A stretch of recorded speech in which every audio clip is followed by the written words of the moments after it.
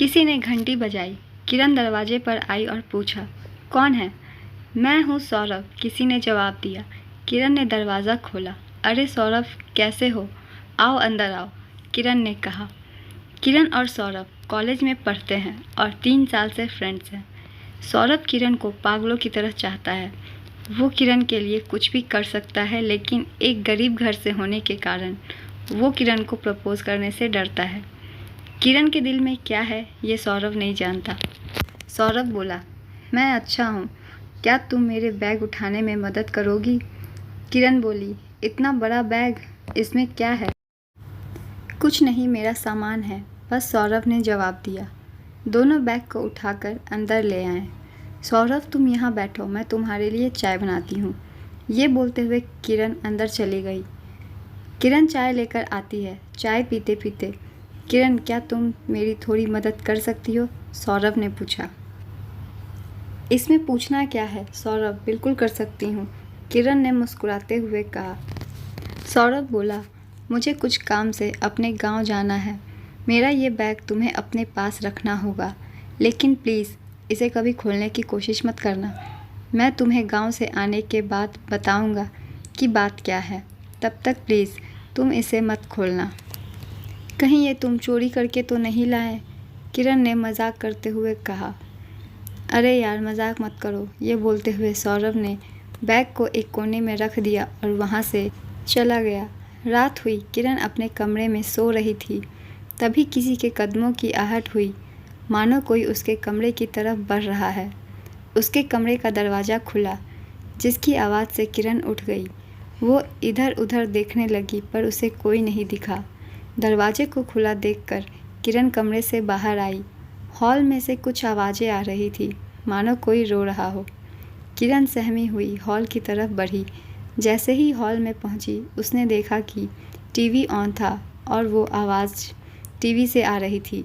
ये देख किरण ने सुकून की सांस ली, लेकिन वो सोच में पड़ गई कि उसने सोने से पहले टीवी बंद किया था या नहीं। उसने टीवी बंद किया और अपने कमरे में वापस जाने लगी थी कि तभी हॉल में एक कोने से कुछ हलचल हुई। उसकी नज़र हॉल के उस कोने में गई। उसने देखा कि उस अंधेरे कोने में कोई खड़ा उसे घूर रहा है। किरण डर से कांपने लगी और जल्दी से लाइट ऑन कर दिया। उसने देखा कि कोने में कोई भी नहीं था, बस सौरभ का बैग वहाँ रखा हुआ था। ये देख किरण को अचंभा हुआ। उसको सौरभ के उस बैग पर शक था। वो बैग खोलकर देखने के लिए आगे बढ़ी, लेकिन उसे सौरभ की बात याद आ गई, इस बैग को कभी मत खोलना। किरण को सौरभ पर शक हुआ। उसने बैग को खोलना चाहा पर बैग पर ताला लगा हुआ था। वो वापस अपने कमरे में चली गई। अगले दिन किरण कॉलेज से वापस लौटी। उसने देखा कि उसके घर का दरवाज़ा खुला हुआ है। किरण घबरा गई। उसने अंदर जाकर देखा तो निहाल सोफे पर बैठा हुआ था। निहाल किरण का पड़ोसी है और दोनों एक दूसरे से प्यार करते हैं, लेकिन ये बात किरण ने सौरभ को नहीं बताई है। किरण ने पूछा, तुम कब आए और तुम्हें मेरे घर की चाबी कैसे मिली? निहाल कुछ नहीं बोला। वो बस सोफे पर बैठा किरण को घूरे जा रहा था। किरण उसके पास आई और बोली, निहाल तुम ठीक तो हो? हाँ, मैं बिल्कुल ठीक हूँ, निहाल ने मुस्कुराकर कहा। मेरा घर तो लॉक था, तुम अंदर कैसे आए? किरण ने पूछा। तुम घर को लॉक करना भूल गई थी, निहाल ने कहा। किरण सोच में पड़ गई, फिर जवाब दिया, ओह शायद, सॉरी मुझे याद नहीं था। किरण बोली, निहाल अच्छा हुआ तुम यहाँ आ गए। मुझे तुम्हें अपने एक फ्रेंड सौरभ से मिलवाना है, वो बस आता ही होगा। बेल बजी, शायद सौरभ होगा, मैं देखती हूँ। बोलकर किरण दरवाज़ा खोला। बाहर सौरभ खड़ा था। तुम सही समय पर आए हो, मुझे तुम्हें किसी से मिलवाना है, अंदर आ जाओ, किरण बोली। सौरभ, ये निहाल है, मेरा बॉयफ्रेंड। हम दोनों 2 महीने से रिलेशनशिप में हैं। मैं ये बात तुम्हें बताना चाहती थी, लेकिन कभी मौका ही नहीं मिला। सौरभ ने जैसे ही निहाल को देखा, वो घबरा गया और डर के मारे कांपने लगा। क्या हुआ सौरभ, ये मेरा बॉयफ्रेंड है, निहाल। सौरभ ने कोई जवाब नहीं दिया।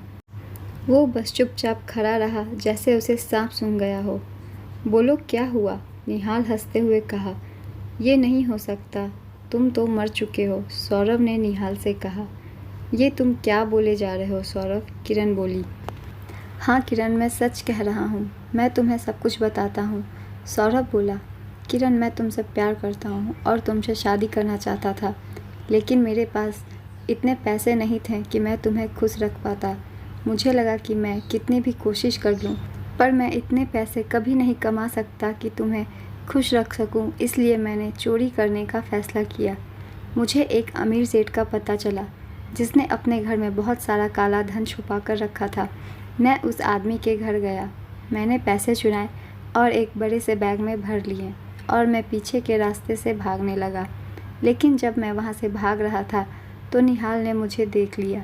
मैं भागना चाहता था लेकिन निहाल ने मुझे पकड़ लिया और शोर मचाने लगा।